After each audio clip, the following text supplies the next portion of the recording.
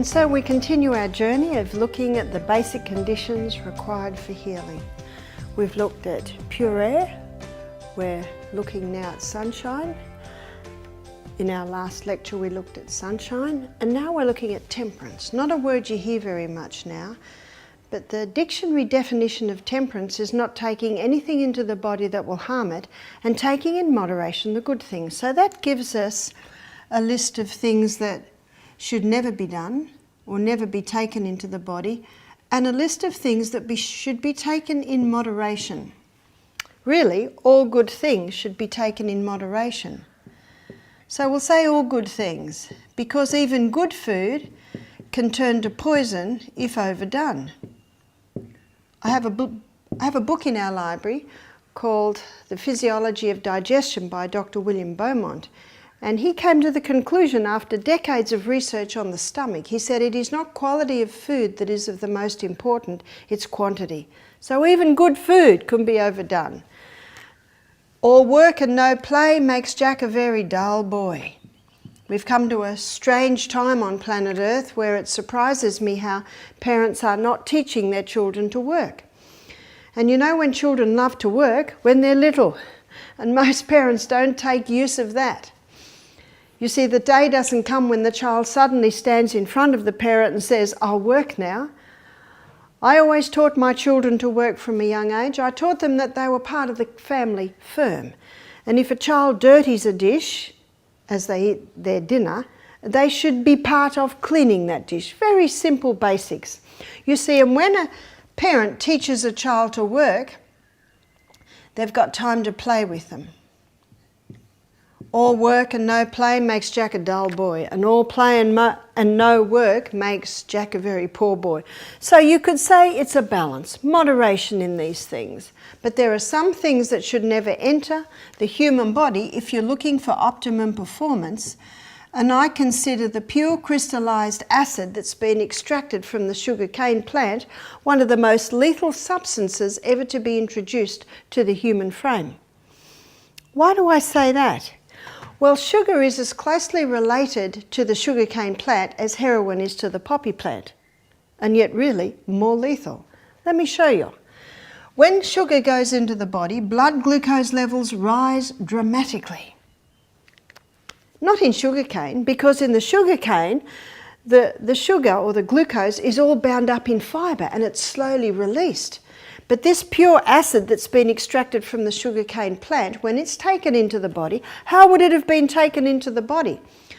What would most Aussies have had for breakfast this morning? Cereal. I challenge you, find a cereal with no sugar. Some of them are incredibly high. Blood glucose levels rise dramatically. Very quickly, the pancreas responds by releasing insulin to get the blood glucose levels down. Because it was a crisis and too much insulin was released, because there was so much glucose, blood glucose levels start to drop too low. This is a crisis, and this is a crisis. Now blood glucose levels are too low. And so the brain says to the pancreas, quick, stop the insulin and release the glycogen. Glycogen is the hormone that gets the blood glucose levels up again. But the person usually has a little bit more sugar down there. So up they go again, now too high. So the brain says to the pancreas, now we're too high. Stop the glycogen, release the insulin. And we've got a situation now where many people's blood sugars levels are doing this all day long instead of this. Instead of a nice, steady, sure, consistent supply of nutrients, we get too high, too lows, and basically crisis, crisis, crisis, crisis. And what's happening is the cell starts to resist the insulin. Let's go back to the cell. So here is the cell. We've got our 20-step pathway, and then we've got our 8-step pathway. And over on the side, we've got our glycogen stores, the quick-release glucose stores. And what happens is, when the insulin's released to get the glucose into the cell, and if the energy cycle is full, and the glycogen stores are full, then a situation happens where the cell begins to resist insulin. It's called insulin resistance. And what happens when you've got insulin resistance happening? The glucose stays in the blood. The message is given to the pancreas, more insulin, so more insulin's released. See, we've got this vicious cycle. And eventually the pancreas just stops releasing the insulin. We've got 400 new diabetics diagnosed every day in Australia. It's an epidemic on this high sugar diet. I challenge you, go to the supermarket, it's in everything. Especially with the fat phobia that's hit Australia and has for the last 20 years. When they take all the fat out of a food, they've taken all the flavour out. For instance, yogurt. How many non-fat, low-fat yogurts do you find? Now they're not palatable at all. So what do they do to make them palatable? They add a bit of sugar. Now that person that eats that low-fat yogurt, sparked with sugar to make it palatable, now their body's dumping a dangerous fat, which we talked about yesterday. You see the predicament. But something else has come in. You see, Aussies have been using sugar for decades. Something else has come into the equation that has caused this explosion of diabetes. It is wheat. Now, the wheat I'm referring to is the wheat that you will find in every pasta, every bread, every biscuit, every cake, every cereal. And what that does is it contains a starch. Now, the wheat that is found today is a hybridised wheat. It was hybridised in the 1950s. Dr. Norman Bulag received a Nobel Prize in 1969 for this hybridised wheat. And in the 1970s, that hybridised wheat went worldwide. And that's why I say every bread, every wheat product you find today, it will be the hybridised wheat. Tomorrow, I'm going to discuss the gluten aspect of this hybridised wheat. But what I want to show you this morning is the starch aspect. And the starch that is in wheat is amylopectin,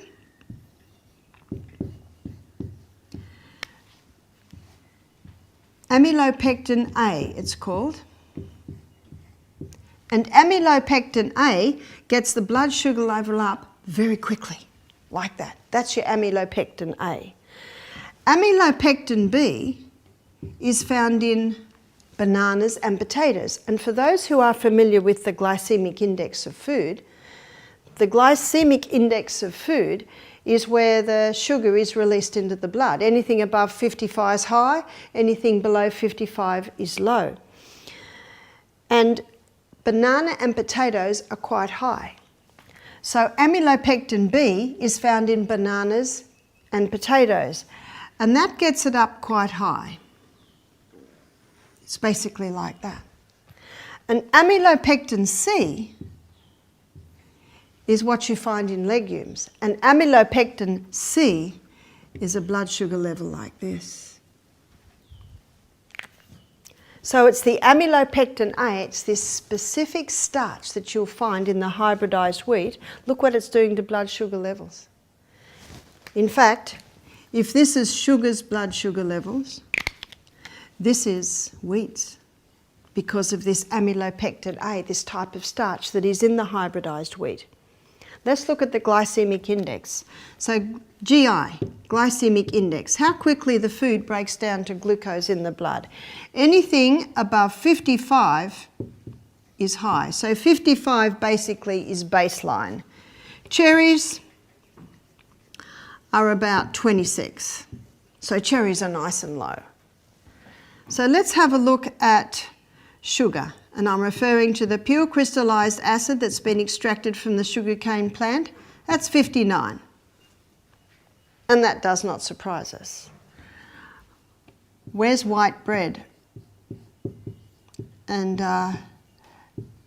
there's an American nutritionist, he's got a saying, he says, the whiter the bread, the sooner you're dead. But that's changing when you see this. White bread is 69. Because of this amylopectin A, can you see that white wheat bread is higher than even refined sugar. Wholemeal bread. Where does wholemeal bread sit? Wholemeal bread is 72. 72. Wholemeal bread gets the blood sugar level up higher than white bread? How could this be? It's because the wholemeal bread, not being refined, it has more amylopectin A in it. You see that? And what are most diabetics told to eat? Wholemeal bread, whole grain bread, whole grain cereal. And you talk to diabetics, they're not conquering their diabetes. We have seen many people conquer their diabetes. We had a man come here for the last 2 weeks. Halfway through the program, after 1 week, he stopped his insulin because his blood sugar levels were averaging 6 every morning. He'd never seen that. So he stopped his insulin. Halfway through the 2nd week, he stopped 2 more of his diabetic medications. So halfway through the 2nd week, he's off all his diabetic medication, and his blood sugar levels, they didn't stay at 6, they came up a little bit, but I said, don't you worry about it, you're coming off the medication. He said, I used to be 23. He said, the highest level I got here at the health retreat was something like 9. That's remarkable, and that's off his medication. If you want to pursue this subject, you can pursue it a little bit more in a book called Wheat Belly by Dr. William Davis, where he shows very clearly the research that is showing that. And this explains why the wheat is getting these highs, higher even than banana and potatoes that are well acknowledged to get blood sugar levels up quickly. And diabetics are usually told to stop potatoes and to stop bananas, but they're not told to stop the wheat. Why not? Because this is not universally known, but you can know it by reading Dr. William Davis' book, Wheat Belly, where he shows it very clearly. You know why the book's called Wheat Belly? Because these blood sugar level highs that wheat's causing is causing it to all store as fat on the belly. That's the book, Wheat Belly. Caffeine. How does caffeine affect the body in a negative way? Let me show you. This is a nerve cell, and we have 1 trillion of these in our brain.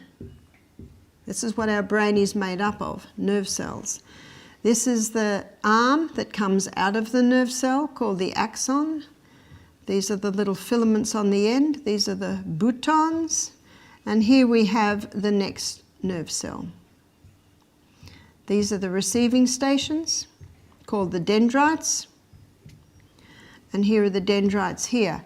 These cells communicate with each other via little chemical messengers. So the little chemical messengers come in, they're encapsulated, go down the arm into the little boutons, and then they're released out to the next nerve cell, and the whole process is repeated from nerve cell to nerve cell. These messages can be travelling at 200 kilometres an hour. One nerve cell has the ability to communicate with 20,000 other nerve cells. What caffeine does is that it interferes with these neurotransmitters. One neurotransmitter is adenosine. And adenosine is the neurotransmitter that acts like the brakes. Our brain runs according to precision balance, and anything that interferes with the brakes is potentially dangerous. When caffeine goes in, adenosine levels drop. Brakes are failing. Body's got to do something. So it quickly develops extra little receptor sites on the dendrites to grab every bit of adenosine that comes through. Then the person comes to Misty Mountain Health Retreat. Adenosine levels go back to normal. Receptor sites get flooded. Oh, does that hurt? People say to me, Barbara, do you drink coffee? I say, no, I just watch the people suffer. Day 1 of Misty Mountain Health Retreat. If someone says to me, Barbara, how can I prepare for my stay at Misty Mountain? I say, start reducing the coffee. Start reducing any caffeine. Let me define caffeine in coffee, in tea, in Red Bulls, all your energy drinks. There's not much in chocolate, But most people, I say most women that I meet, can't stop at one square. So a whole block of chocolate, you're starting to get there. Caffeine also affects another neurotransmitter called acetylcholine. And acetylcholine is a neurotransmitter that has to do with brain function, and it rises under the effect of caffeine. That's why a lot of people say, oh, I can't do my work unless I've had my cup of coffee. It just gets my brain working. That is true. It does get it working. But very quickly the brain says, we've got an imbalance here. Stop making so much acetylcholine. So there might be an initial rise and then there's always a corresponding dump. The other neurotransmitter is dopamine. Dopamine is an interesting hormone because dopamine is not a happiness hormone, it's a pursuit of happiness hormone. It actually gets us to pursue happiness. It rises under the effect of caffeine. Many addictive substances release dopamine, and that is what causes a person to go for the next cup of coffee, for the next cigarette, for the next drink of alcohol, for the next drug. Dopamine, it's the pursuit of happiness, it's the pursuit of reward hormone.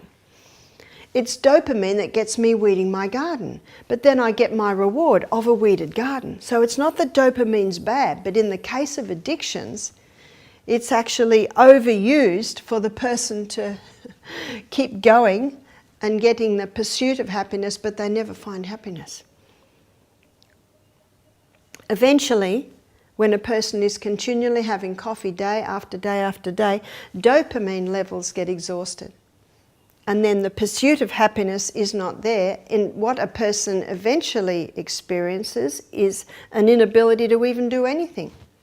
Caffeine dramatically interferes with the neurotransmitters in the brain.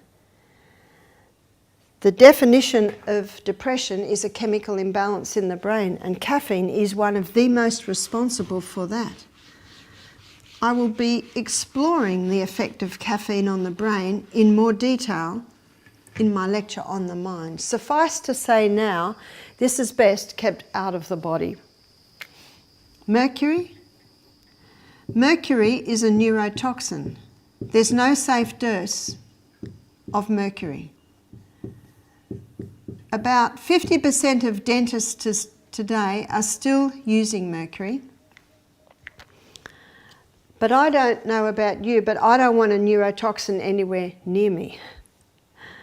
You've heard of Mad Hatter's disease? Mad Hatter in Alice in Wonderland. Hatters went mad because they used to glue the felt hats together with mercury. And of course it went in through their skin. And this neurotoxin started killing brain cells, even eating away at the myelin sheath, which is that fatty substance around the arm coming out of the nerve cell.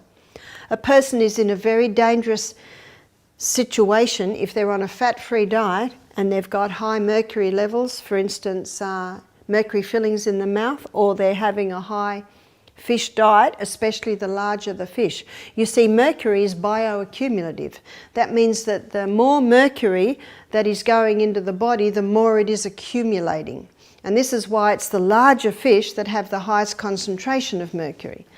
So for people that love fish, I say keep it to a small part of the diet and just go for your smaller fish. The smaller the fish, the smaller the concentration of mercury.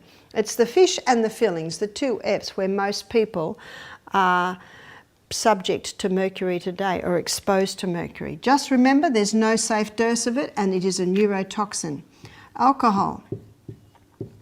Alcohol is also a neurotoxin. There is no safe dose of mercury and there is no safe dose of alcohol. Mercury was banned in America for 300 years till about the early 1920s when 3 European dentists started their own association, the American Dental Association, where they legalised mercury. Why do they love mercury?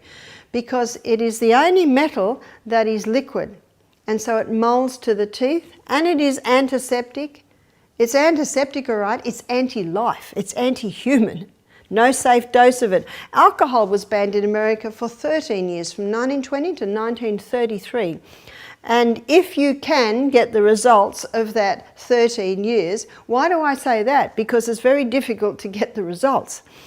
They like you to think that alcohol was legalised to stop the black market, the mafia, the moonshine, but the American government promised the American people if they legalised alcohol, they would not have to pay taxes. But you can get some figures. One of the figures is mental institution occupancy dropped to 8% when the alcohol was gone. Domestic violence almost wiped out. The jails were a lot emptier when the alcohol was illegal in America. Some states were a little bit slower on changing around, but the results were phenomenal. There's no safe dose of alcohol. It's a neurotoxin. That means it kills brain cells. And I don't know about you, but I don't want any more brain cells to go. And the brain cells we have now, we have for life. So alcohol must go if you're looking for optimum performance. Tobacco. There are some pretty impressive pictures on the side of the road today. I don't know whether impressive of the world. Some of them are horror pictures showing the effect of tobacco, and every single one of them is true. One of the slogans said, tobacco affects almost every organ in the body. Wrong, every organ, because it affects the blood, but it particularly affects the respiratory. So a person who smokes can get nasal cancer, they can get tongue cancer, they can get throat cancer. Cancer can go all through the lung area. There is no safe dose of this. Have you ever had a fire and cleaned your chimney out? That gives you an idea of what's building up in the lungs of human beings. Drugs do not cure disease. They only change the form and location of the disease. Every drug has a side effect. I had a guest say to me recently, he said, Barbara, they're not side effects, they're effects. They're one of the effects of the medication. Absolutely right, the drug might alleviate one symptom, but it can create a whole lot of other symptoms. That's why I say to people, if you're on any medication at all, you need to go to the chemist and get a printout and have a very good look at the side effects of the medication that you're on, because every drug has a side effect. Some drugs must not be stopped immediately. That's why I say if you're on medication, you must work with a health professional who can show you how to ease off and implement lifestyle changes. Even herbs, there are a whole range of things that can be done to bring about a healing condition in the body. Monosodium glutamate. Monosodium glutamate is called an excitotoxin because it causes the nerve cells on the tongue to overfire. And when the nerve cells on the tongue overfire, the food tastes fantastic. Do you know what that means? Rotten food would taste good. Do you know it's one of the causes of food poisoning is people are eating rotten food and they don't know it because of the amount of MSG is in there making anything taste good. When we eat food in its natural state, when we're eating organic food that has a far higher mineral content giving it a better taste, there's no need to go to the artificial flavourings and colourings. You'll find MSG in the 620s to 630s, that's the number. But be careful, they're putting it under different names now. Hydrolyzed vegetable protein, hydrogenated vegetable protein, and flavour enhancers. They're other names for MSG. If MSG is an excitotoxin, and if it causes the nerve cells on the tongue to overfire, it causes nerve cells everywhere to overfire. And the highest concentration will be found where the spinal cord meets the brain, and you'll find a lot of people who have a meal with MSG in it get a pain in that area. Chemicals. We've got to get the chemicals out of our toothpaste, out of our shampoo, out of our laundry detergent, out of our homes. Shannon Lush, she's often on Talkback Radio. She has a book called Completely Spotless. We have it in our library. And she has alternatives to just about everything regarding cleaning. I bought my daughter a book called Good Old Days, Good Old Ways, and that book shows all the ways that housewives used to clean things using natural products. We don't even need to go to that. In the supermarket today, you can find biodegradable washing detergents. You can even find whiteners. I know Eco Store is one. There are actually quite a few. I like white pillowcases, but I don't want to use bleach. But these whiteners do a very good job, and they don't have any toxic ingredients in them. This is a very socially acceptable list, isn't it? There's no need for me to talk about the dangers of cyanide, arsenic, ice, heroin, but there definitely is a need to discuss the dangers of this list, because most people will agree with me this is a very socially acceptable list. And little by little, like the dripping tap on a stone, these substances are eating away at the proper functioning of the human body. But I think one of the scariest places they're eating away at proper body functions is the brain. And in my last lecture, I'm going to show you how these things directly affect the brain. There are 1,700 new cases of Alzheimer's diagnosed every week in Australia. Here we have another epidemic. And little by little, these are causing a deterioration of the proper functioning of the brain. And this is why temperance is an important law of health, because if you don't turn the tap off, you're still going to be mopping up in the other corner. If you don't find the cause, you will never get a cure. And because all these substances don't appear to make you sick as soon as you have them, often people think that a little bit won't hurt you, but not so. We're going to look at our fourth law now, which is the law of rest. There's a tiny little gland in the base of our brain called the pineal gland. And the pineal gland releases 4 hormones every night. And it's about as big as the little circle that I have drawn here. The pineal gland. In my Anatomy and Physiology book of the 70s, it is said not much is known about the pineal gland, but a lot is known about the pineal gland today. Light and dark signals are fed through the optic nerve to a control centre in the brain where your body clock is located. And the body clock communicates with the pineal gland and causes a release of 4 hormones between the hours. Daylight saving is between 10 and 3 a.m. When winter comes, or if you're living in Queensland, it'll be between 9 p.m. and 2 a.m. It is in these hours that these 4 hormones are released, and they are responsible for revival and renewal. One is serotonin. Serotonin is your mood hormone. This explains why the children aren't very happy if they have late nights, either of the adults actually. You want to feel good every day, all day, go to bed early. Arginine vasotocin. Arginine vasotocin is a hormone that puts you into a deep sleep. Arginine vasotocin is also your natural painkiller. If you have any type of pain, go to bed early. Your natural painkiller will kick in. I meet people who have trouble sleeping. And when I ask them what time they go to bed, they say, oh, I don't go to bed till midnight. Because they have this reasoning that if they stay awake a little bit longer, they'll get more tired and they'll sleep better. But the opposite's true. The earlier you go to bed, the more likely you are to fall into a deep sleep because of arginine vasotocin. I read an article in Time magazine on sleep. They said, sleeping tablets don't do a whole lot because you don't wake revived, and it's really not fixing the problem. They said, what helps more than anything else the research has shown is cognitive behavioural therapy. Let me illustrate cognitive behavioural therapy. We had a lady do our program and she said to me, my sleep drives me crazy. She said, I wake up at 3 every morning, she said, and I get so annoyed.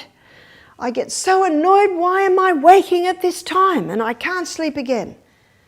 After hearing this lecture, I said to her, now if you wake at 3 in the morning, you can say, this is fantastic, I've got my hours of power, and you can just relax and plan your day. And she did.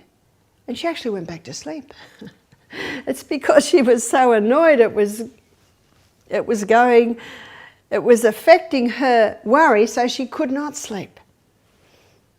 So these are your hours of power. These are your hours of renewal, regeneration. Another hormone is epithalamin. Epithalamin is a hormone that reduces aging, and it also increases learning capacity.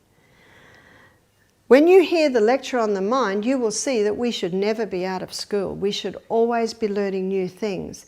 Many people in the latter years of life have trouble learning new things because they're dehydrated and they're going to bed too late and they're not exercising, as you will see. So if you want to increase your learning capacity, make sure you're asleep at the moment by 10. In the winter, make sure you're asleep by 9. Those early mornings are called the hours of gold. About 6 years ago, I had to do a 10,000 word thesis to finish my nutrition course. I had 1 week to do it. I didn't have to do it in a week, but I wanted to do it in a week because I wanted to graduate at the up and coming seminar. And I did it. I went to bed at 8 o'clock. I woke at 4 o'clock. I had 2 hours of peak study time, and I made it. And when I read my thesis today, I think, wow, who wrote this? Well done. Brain sparky at that time of the morning.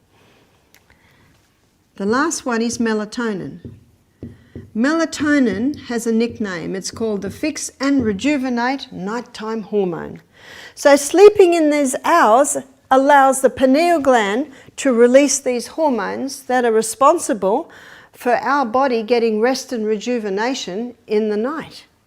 And there are things that you can do that will cause an increase in the output of these hormones, and there are things that you can do that will cause a decrease. Let's look at those. Increase.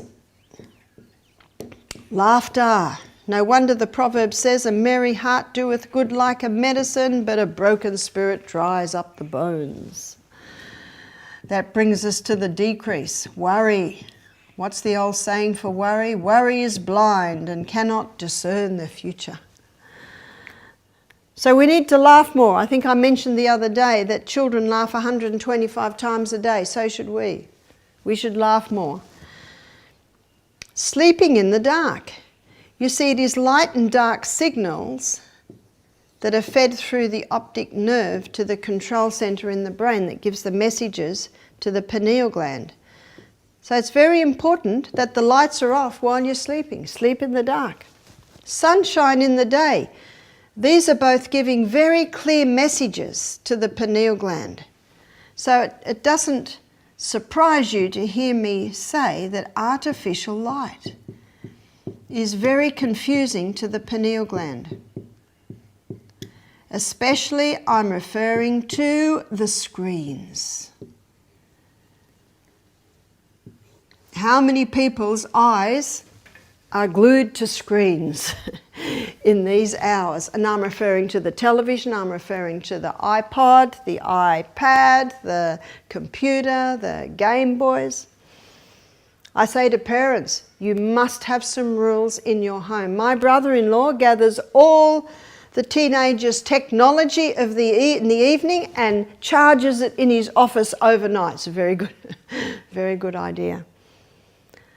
I think one of the contributing factors to the mental illness we're seeing, especially in adolescents and teenagers, is the overexposure of the eyes to these screens when the pineal gland should be reviving and recharging. And as you'll see on Saturday morning when we look at the lecture on the mind, the frontal lobe of the brain doesn't develop till 30. We're getting brains that are getting damaged before they're even developed. We have computers, handy stuff. I don't have to carry 2 suitcases loads of books when I'm doing a school. I just need a computer and it's all on there. Very handy. It's the overexposure, as I looked at when I discussed the eyes, but it also is in within these hours. So you'll be doing your body and your brain a great favour if you make a decision not to allow your eyes to observe the screens in these hours. Alcohol. Alcohol causes a 41% reduction in the output of these hormones. So that bit of red wine might put you to sleep, but you'll wake with half-charged batteries. Caffeine. Caffeine causes a cut in half for 6 hours. So these hormones are cut in half for 6 hours after caffeine. Exercise. I will be discussing exercise in a later lecture, but when you implement the exercise that causes the body to start running more efficiently, you can double the output of those hormones at night. Fasting. When we go to bed with empty tummies and quiet intestines, the intestines produce tryptophan. And tryptophan is a key amino acid used in the production of melatonin and serotonin. Meat is high in an amino acid called methionine. And methionine, in high amounts, blocks the action of tryptophan. This knowledge allows you to get more out of your day, more out of your life. What's the old saying? Early to bed, early to rise, makes a man healthy, wealthy, and wise. They didn't know about the pineal gland. In the 1970s, they didn't know about the pineal gland. But science today is proving the truth behind that old saying. I was reading an interview of a 116-year-old Russian man on his secrets of longevity. He says, I rise with the sun, I go down with the sun. He didn't realise it, but he's getting his good quota of his reviving, renewing hormones every single night.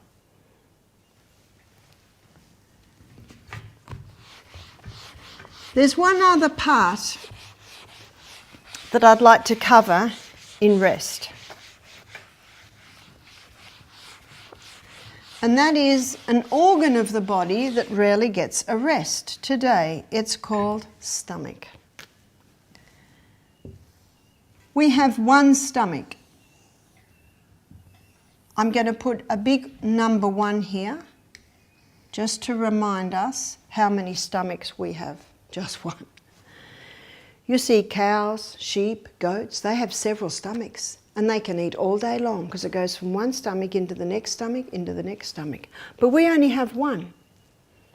A couple of years ago, I got a book from America. Amazon found it for me in Aristotle State College Library, Teacher's Library. And it's called The Physiology of Digestion by Dr. William Beaumont. I'd read of articles referring to this story. It's a remarkable story.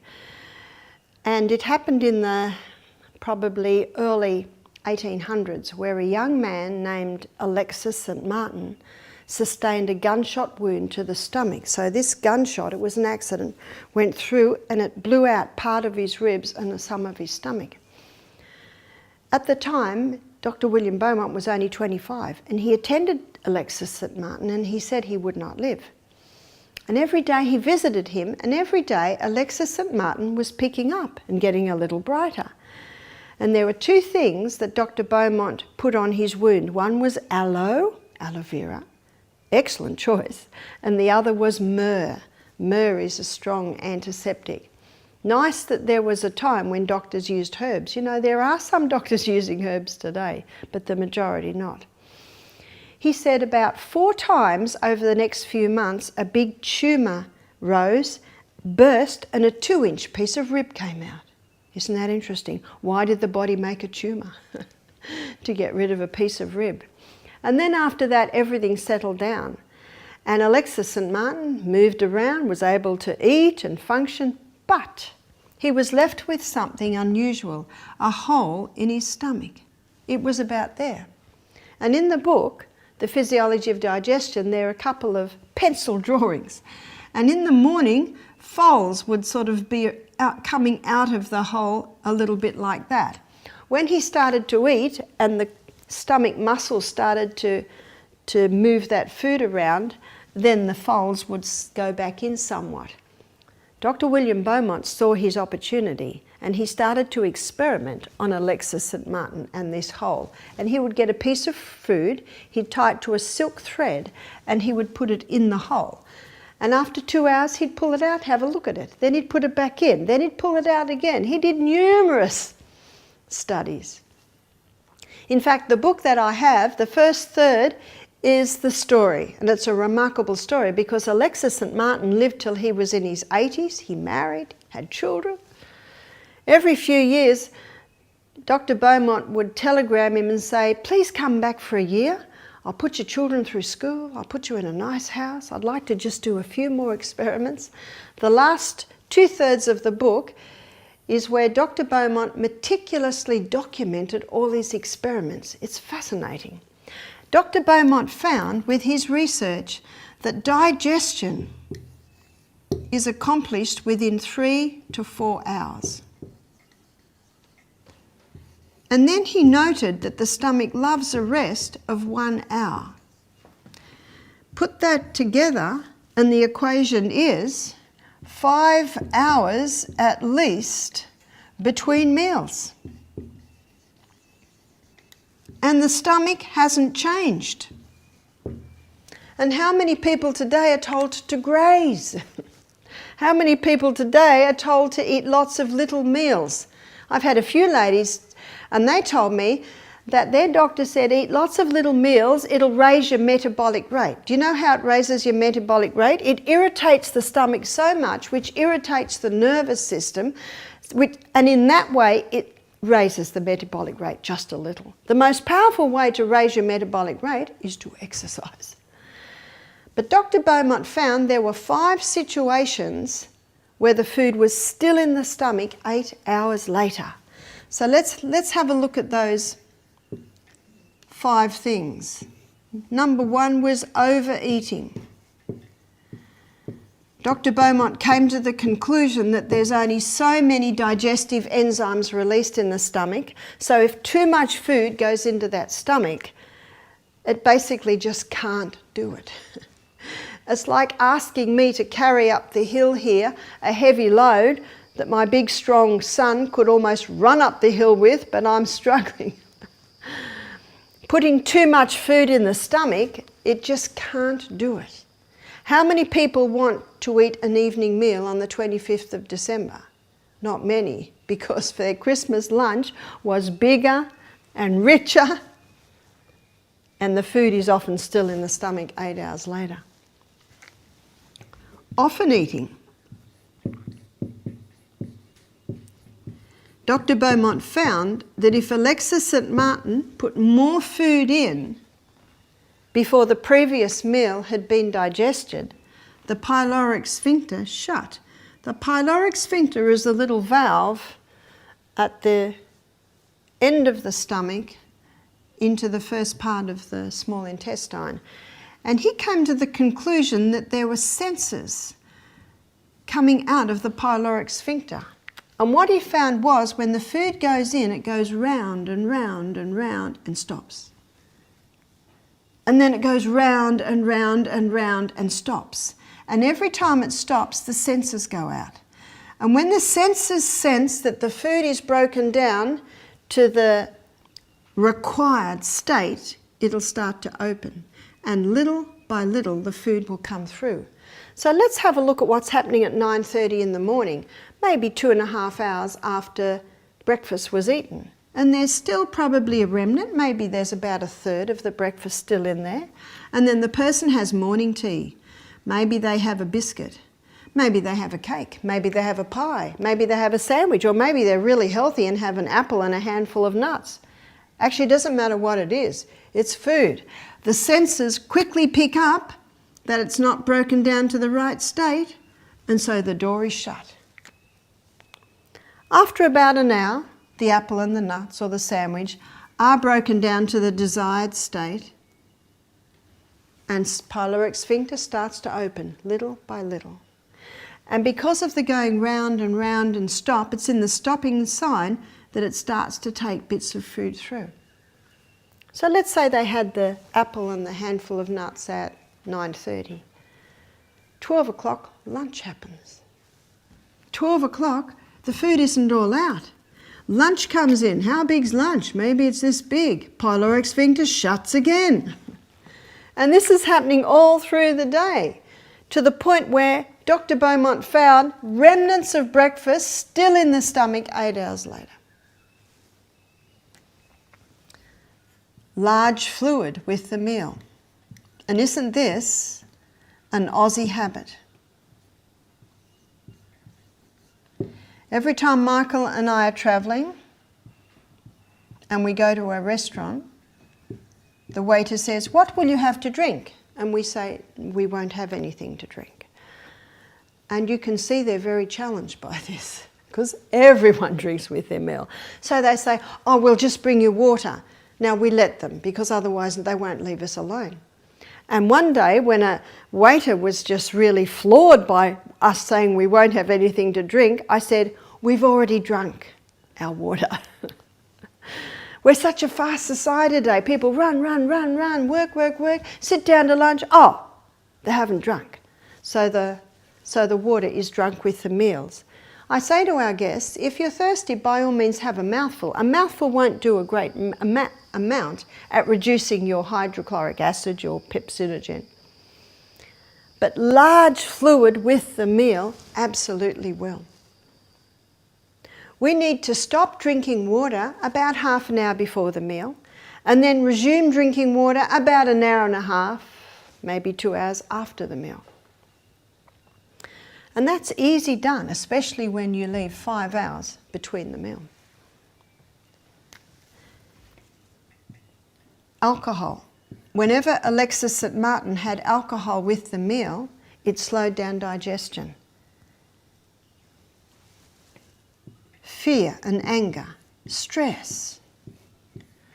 Whenever Alexis St. Martin was irritable or angry, digestion just stopped.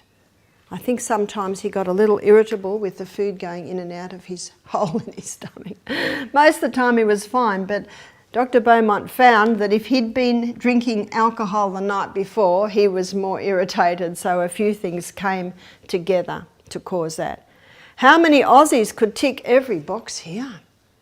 No wonder stomachs aren't working properly. Stomach's very important because that's where the start of our protein is broken down. Protein's a very important nutrient.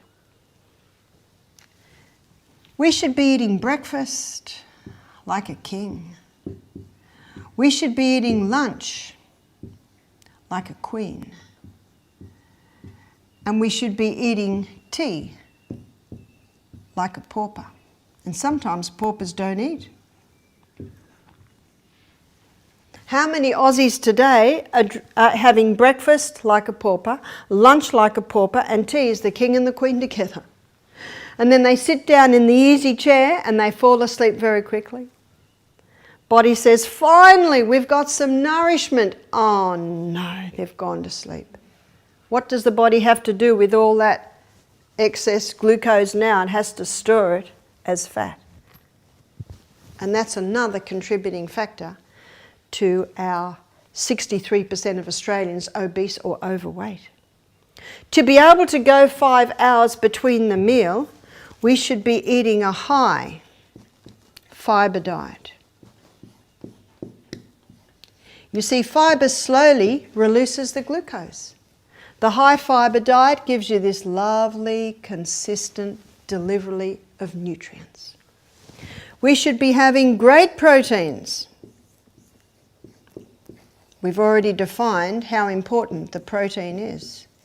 And we should be having healthy fats. Ideally, the majority of our fats should come from the food we eat, nuts, seeds, avocados,